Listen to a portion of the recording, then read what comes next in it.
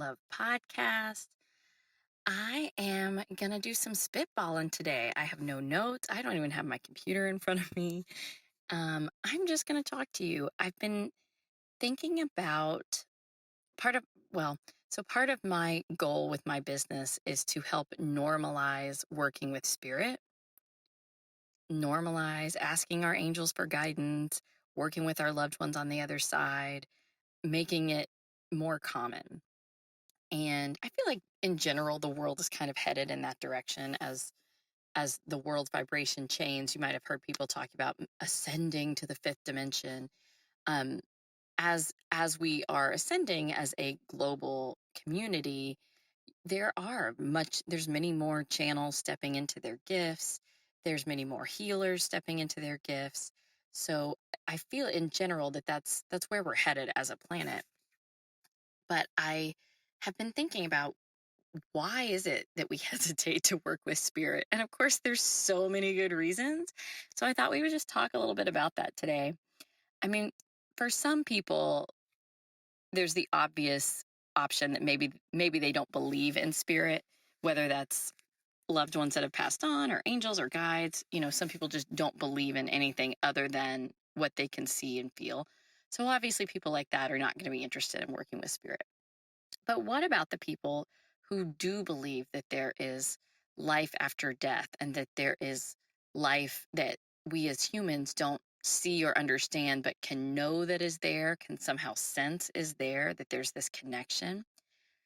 For those of us that have some belief in the connection, why do we hesitate to work with a channel or a medium to be our own channels?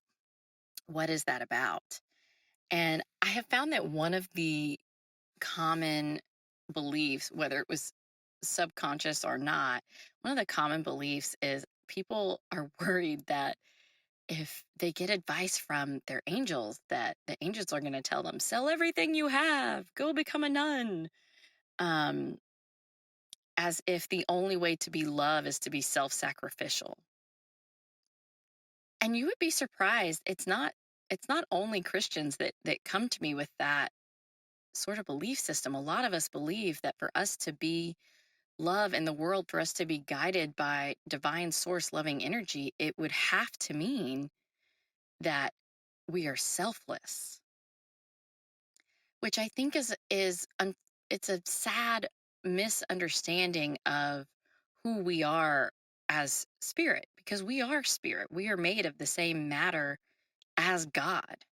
You are God. I am God. It's like we are a fractal of light coming off the sun. We are a little piece of that divine energy. And we just happen to get kind of banged around sometimes in this energetic box of earth. And we forget that we are a fractal of God, that we are a ray of sunshine from the sun, if that makes sense. And so if we are God, then loving ourselves is the same as loving others, because they're God and I'm God. And so self-love is just as important, if not more so, than being selfless. And they're really just the idea of being selfless. It's such a human constructed idea. There is no part of you that is not God. And God loves God. So loving self is part of the deal here. It's part of what we're here to practice. So I just find that interesting that there are a lot of humans out there that kind of have this belief that if they get in touch with spirit, that spirit's going to require them to be poor or be in physical pain or have some sort of hard lesson. And you guys, we do that well all on our own. I mean, really, we put ourselves through the paces without any extra effort from spirit, divine source energy. So let's just put that one to bed. The the whole idea that if I work with my angels or my guides, that they're going to tell me to do something I really don't want to do.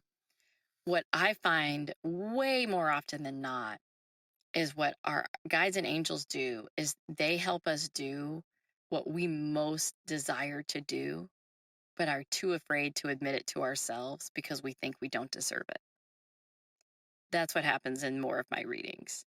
Is they'll come through and say, "Yeah, I see you're thinking about starting this business." And they'll be like, "Ah, I can't. I don't know. I've always wanted to, but I don't know." And the guides will say, "Well, here's why they think you should, and here's what they want you to consider, and here's what they want you to know." And this makes all the sense if you think about it.